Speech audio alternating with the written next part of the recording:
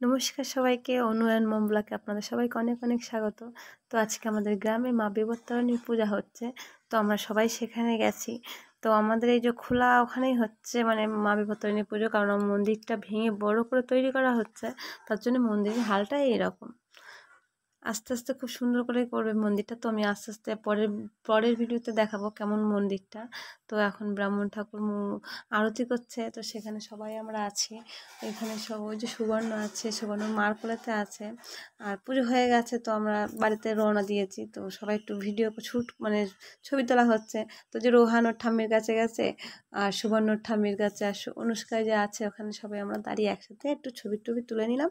নিয়ে আমাদের যেখানে আছি আমরা পুরো চারিদিকটাই জল, কারণ এই পাশে আছে পুরো জল, মানে পুরো ওই যে চারিদিকটায় জল।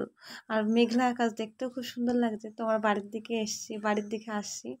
তো ওর জেঠিমণি গল্প করতে করতে আসছে, তো আমাদের বাড়ির সামনে এতটুকু জল জমেছে। তারপর আমাদের বাসার ধারেই বাড়ি, ওর প্রতিবন্ধীদের একটু ভিতরে, ওই যে ভিতরে তো ওরা যাচ্ছে, তো সবাই টাটা করে দিচ্ছে বাড়িতে যাচ্ছে বলে। তো অনুষ্কাও ঘর ভিতরে চলে এসেছে, বাড়ির ভিতরে। তো আজকে ভিডিওটা এটুকুনি, সবাই ভালো থাকবেন, সুস্থ থাকবেন। অনুষ্কাও বাড়িতে ঢুকে গেছে। তো আজকে ভিডিওটা এই পর্যন্তই, টাটা, সবাই ভালো থাকবেন।